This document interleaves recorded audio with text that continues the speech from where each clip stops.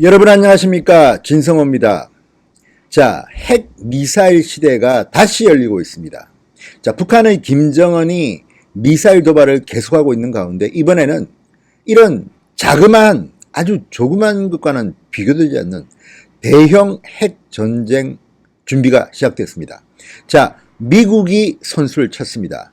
미국은 옛 소련과 체결한 중거리 핵전력 조약 INF 조약에서 공식 탈퇴하자마자 그간 미뤄봤던 중단거리 미사일을 개발하겠다 이렇게 천명했습니다. 자, 마크 에스퍼 미 국방부 장관, 이번에 새로 부임한 신임 장관입니다. 북한에 코피 작전을 하겠다. 아주 강경한 초강경파입니다.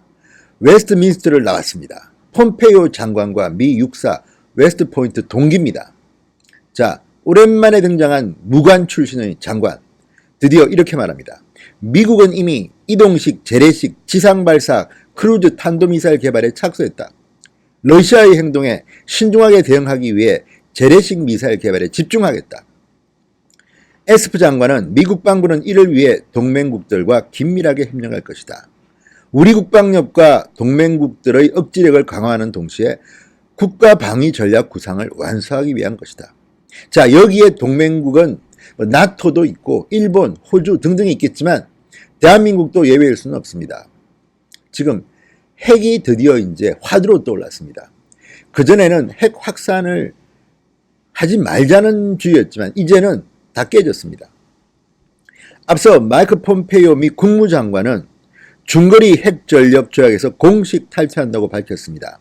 러시아가 고의로 위반한 조약에 미국은 남아있지 않겠다. 이렇게 선언했습니다. 이제 핵미사일 전략 확충 난리가 났습니다.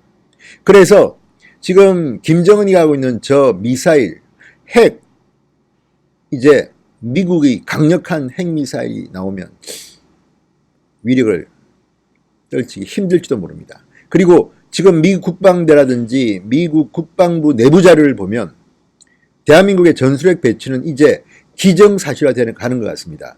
아마도 연내로 괌이나 일본이나 호주 등의 핵 미사일을 쏠 수 있는 전진 배치 기지가 생길 것으로 보입니다.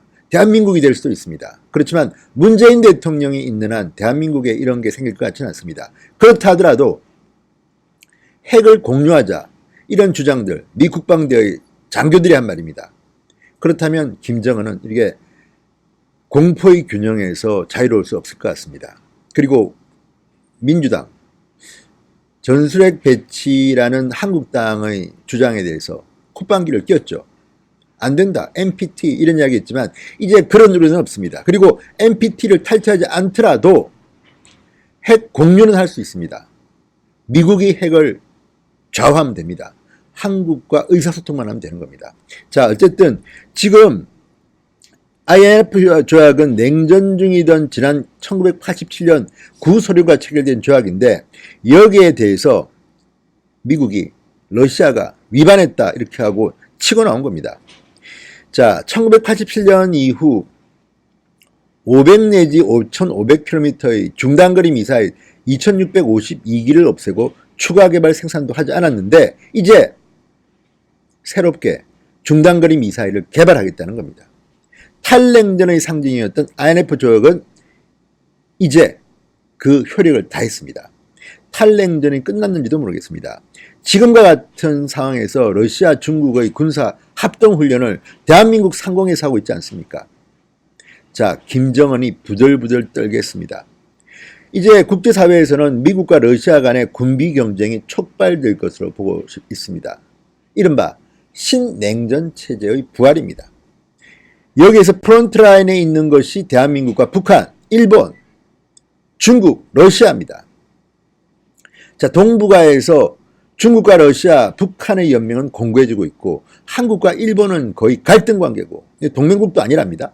그리고 미국과 한국도 지금 느슨해지기 시작했습니다. 이런 가운데 미국이 INF 조약을 이제 탈퇴한다.